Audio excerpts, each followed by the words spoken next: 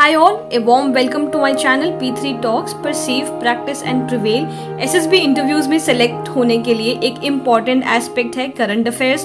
Current affairs को सिर्फ पढ़ना ही नहीं, उनको एनालाइज करना भी जरूरी है एंड उस पर्टिकुलर न्यूज के, उस पर्टिकुलर करंट अफेयर के इंडिया के ऊपर क्या इम्प्लीकेशंस हो सकते हैं, ये समझना बहुत जरूरी है। तो आज के इस टॉपिक में हम बात करेंगे कि फेसबुक ने जियो में $5.7 बिलियन की इन्वेस्टमेंट की है। Let's get started. So Facebook जो एक सोशल नेटवर्किंग प्लेटफॉर्म है, उसने रिलायंस की जो सब्सिडरी कंपनी है उसमें इन्वेस्टमेंट करी है $5.7 बिलियन की, और बदले में उन्हें मिले हैं 9.99% स्टेक्स रिलायंस जियो के अंदर। अब देखते हैं इंडियन रुपीज में ये पैसा कितना होता है। It is equivalent to ₹43,574 crore. Yes, now this amount is huge. Let's take a simple example.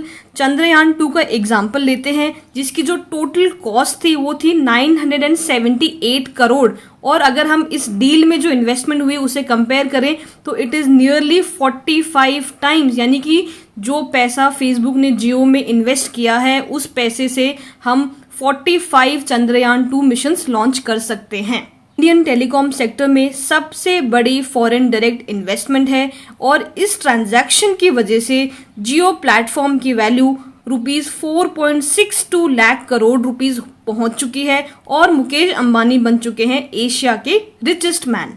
अब थोड़ा फेसबुक के बारे में देखते हैं। फेसबुक जो एक सोशल नेटवर्किंग प्लेटफॉर्म है, उन्होंने इंस्टाग्राम को 2012 में $1 बिलियन के साथ खरीदा था, और उन्होंने इन द ईयर 2014 में व्हाट्सएप को $19 बिलियन में खरीदा था। इस पर्टिकुलर डील की बात करें तो यहाँ पे जो इन्वेस्टमेंट उन्होंने रिलायंस में करी है वो है $5.7 बिलियन, और रिटर्न में उन्हें खाली 10% स्टेक मिल रहा है।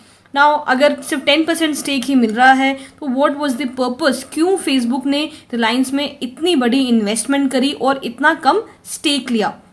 Now let's see what's in it for Reliance.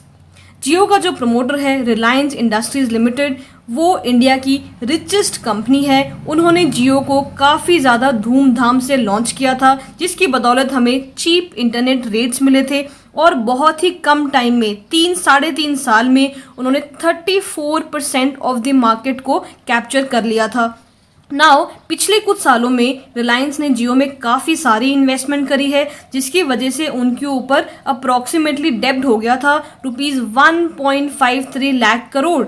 और ये जो पर्टिकुलर इन्वेस्टमेंट हुई है, कहीं ना कहीं इसका एम ये है कि इनका जो डेब्ट है उसको वो कम करने की कोशिश करें, and by the end of the year 2021 Reliance अपने आप को डेब्ट फ्री इमेजिन करता है, एंड जब वो डेब्ट फ्री हो जाएंगे तो they will be in a better position to invest in technologies like 5G। Advantage की हम बात करें वो होगा to expand retail e commerce, जिसके लिए रिलायंस के पास है जियो मार्ट, बट उसके रास्ते में काफ़ी सारा कॉम्पिटिशन है like Amazon pantry and Flipkart, and कहीं ना कहीं रिलायंस चाहता है कि वो इन राइवलरीज, वो जो कॉम्पिटिटर्स हैं उनसे उसे एज मिल जाए। उसके लिए रिलायंस को ज़रूरत थी एक ऐसा प्लेटफॉर्म जो सबके पास हो, जैसे कि व्हाट्सएप। और ये जो डील हो रही है जियो और फेसबुक के बीच में, उन्हें ये प्लेटफॉर्म मिलेगा। ऑल्सो उन्हें बेटर डेटा, सटीक डेटा, फेसबुक पे जो डेटा होता है वो इतना सटीक नहीं होता, बट व्हाट्सएप का जो डेटा रहेगा वो काफ़ी ज़्यादा सटीक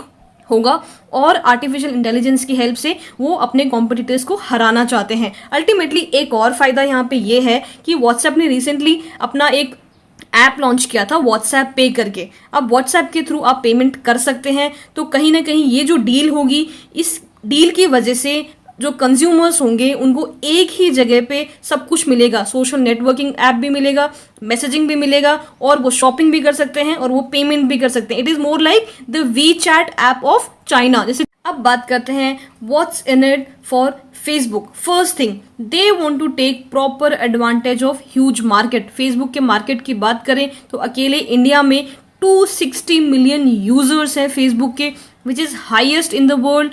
एंड अगर व्हाट्सएप की बात करें तो 400 मिलियन यूजर्स है, which is again the highest in the world.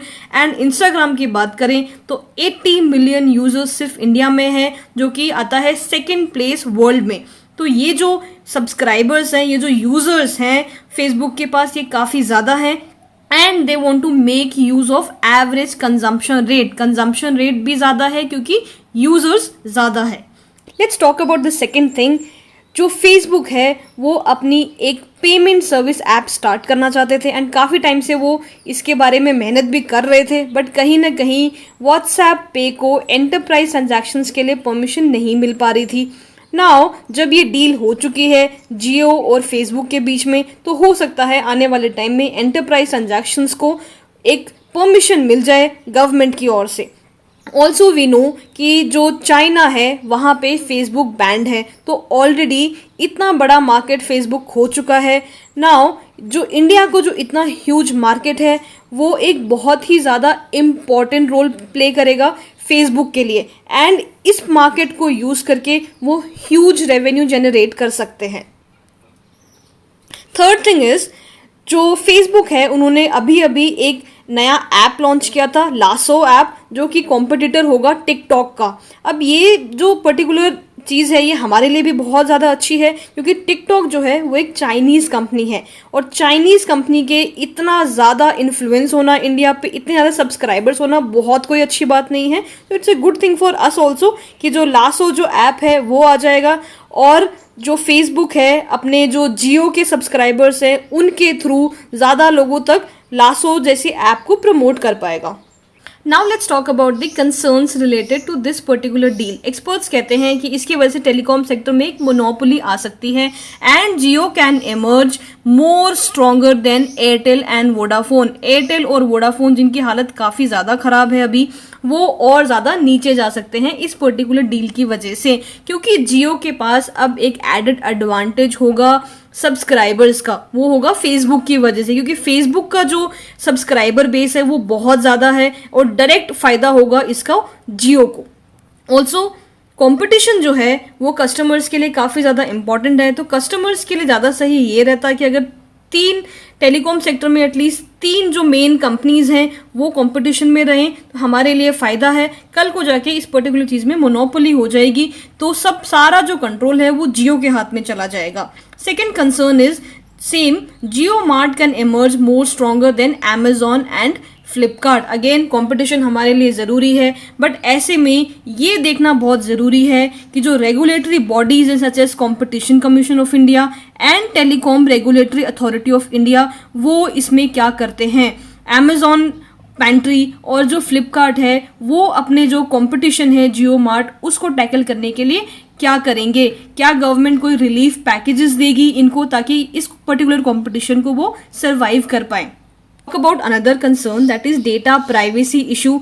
ये जो डील है इसने कंसर्न रेज करे हैं बिकॉज ये जो टेलीकॉम सेक्टर्स हैं, जियो जिसका 390 मिलियन टेलीकॉम सब्सक्राइबर्स हैं और व्हाट्सएप जिसके 400 मिलियन यूजर्स हैं, ये मिलके डेटा को कलेक्ट करेंगे and the data privacy issues have already been highlighted in past Cambridge Analytica case जहाँ पे डेटा की ब्रीचिंग हुई थी. नाउ जो डेटा है it is also referred as the new oil, 21st generation का न्यू करेंसी है ये. एंड फर्दर ये जो कंसर्न है ये ज़्यादा प्रोमिनेंट इंडिया के लिए इसलिए भी है क्योंकि इंडिया के पास अभी तक पर्सनल डेटा प्रोटेक्शन लॉज नहीं है. Now let's see what's in it for India. Global pandemic के टाइम पे, कोरोना वायरस के टाइम पे अगर अमेरिकन इन्वेस्टमेंट हमारी कंट्री में आ रहा है तो ये काफ़ी अच्छी चीज़ है. इंडिया में एफडीआई की इम्पोर्टेंस और रेलेवेंस अभी बहुत ज़्यादा बढ़ गई हैं. सिर्फ जो इंडियन बिजनेसमैन है वो इस पर्टिकुलर इन्वेस्टमेंट की जो डिमांड है उसको मीट नहीं कर पाएंगे और स्पेशली लॉकडाउन के बाद एफडीआई की जो रेलेवेंस और अर्जेंसी है वो डेफिनेटली बढ़ गई है. इससे हमारी इकोनॉमी को काफ़ी ज़्यादा बूस्ट मिलेगा. ऐसे टाइम पे जब बाकी कंट्रीज़ की इकोनॉमी नीचे जा रही है, हम थोड़ा बहुत भी अच्छा करते हैं तो हमारे लिए ये एक काफ़ी अच्छी चीज़ है. इसके अलावा देर आर सेवरल कंपनीज जो चाइना को छोड़ रही हैं and they are looking for a favourable destination for investment. ये जो पर्टिकुलर इन्वेस्टमेंट हमें मिला है ये काफ़ी अच्छा है और ये जो इन्वेस्टमेंट है ये शो करता है कि हमारी जो इकोनॉमी है वो इस टाइम पे भी काफ़ी स्टेबल है as compare to other countries. इतना जो बड़ा इन्वेस्टमेंट आया है ये इस चीज़ को शो करता है कि हमारा जो मार्केट है वो अभी भी फेवरेबल डेस्टिनेशन है इन्वेस्टर्स के लिए. तो जो कंपनीज छोड़ रही हैं चाइना को, उनके लिए India can emerge as a favourable destination. Now let's see कि ये जो हमने टॉपिक पढ़ा है ये आपको एसएसबी के ग्रुप डिस्कशन या लेक्चरेट में कैसे हेल्प करेगा। अगर ऐसा कोई टॉपिक है जहाँ पे आपको फॉरेन डायरेक्ट इन्वेस्टमेंट के बारे में बात करना है, डेफिनेटली आप ये वाले पॉइंट्स यूज कर सकते हैं। When you talk about digital economy, cashless transaction, again this is a very good example जहाँ पे आप WhatsApp पे जियो मार्ट का एग्जाम्पल दे सकते हैं, जिसमें जो छोटे छोटे ग्रॉसरी शॉप्स हैं वहाँ पे भी आप डिजिटल पेमेंट करके ग्रॉसरीज की होम डिलीवरी करा पाएंगे। ऑल्सो ग्लोबल पैंडमिक के टाइम पे हमारी इकोनॉमी को जो बूस्ट मिला है, again you can talk about that, changes करे हैं, हमने ये चेंजेस क्यों किए हैं। तो ये जो सारे आंसर्स हैं वो आपको इस पर्टिकुलर लेक्चर से मिले होंगे। I hope the lecture was helpful for you. Thank you so much for watching my video. If you found the content helpful for your SSB preparation, please press the like button, and in future if you are interested in these kind of videos, subscribe to my channel. Do not forget to click on the bell icon so that you get the notification as soon as I upload a video. Also, if you have any questions regarding your SSB preparation and any feedback on the videos, you can comment on the given box below and I will get back to you as soon as possible. Thank you so much.